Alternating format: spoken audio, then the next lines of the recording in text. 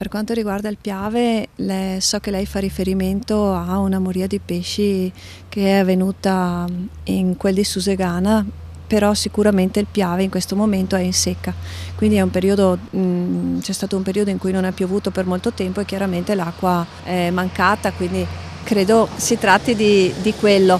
Dall'altra parte bisogna anche tener conto che comunque il Piave è una risorsa, quindi gli enti, la provincia, per quanto può avere come riferimento l'ambiente in generale e da un punto di vista faunistico il reparto della caccia e pesca, che poi adesso è una competenza che è andata alla regione, sicuramente monitora la situazione, però ci sono altri enti, c'è il Genio Civile che tiene conto dei flussi dell'acqua, c'è ARPAV che continua a monitorare costantemente tutte le acque superficiali e quindi anche quelle del Piave, e che tiene conto e classifica la bontà delle acque.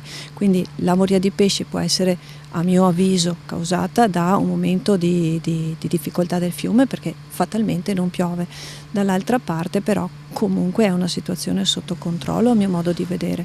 Perché? Perché ci sono strutture e enti che la controllano, e oltretutto è doveroso da parte dei cittadini segnalare ciò che si nota che non va, e quindi è anche opportuno che qualcuno dia ascolto e le interpreti sulla base delle informazioni che ha. I cittadini sono il primo guardiano della propria casa, no? Quindi è casa loro anche il Piave. Teniamo conto che il Piave è comunque una risorsa importante per le comunità.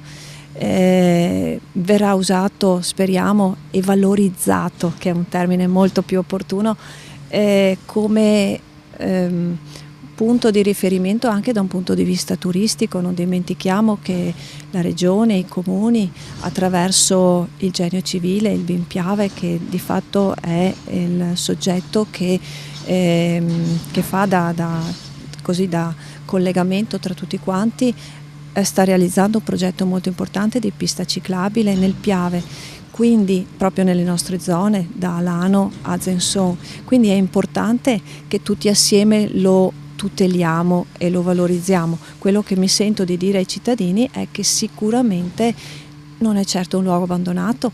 Molti sono i soggetti che costantemente lo tengono d'occhio. Io condivido con altri sindaci comunque anche la difficoltà per quanto riguarda le polveri sottili, che sono anch'esse una conseguenza della meteorologia, molto spesso, al di là che le produciamo come cittadinanze, come impianti termici e sistemi di viabilità, però sicuramente il loro non abbattimento è dovuto a una condizione particolare meteorologica, è la stessa che ha causato la siccità nel Piave. Come si dice, pregon che piove.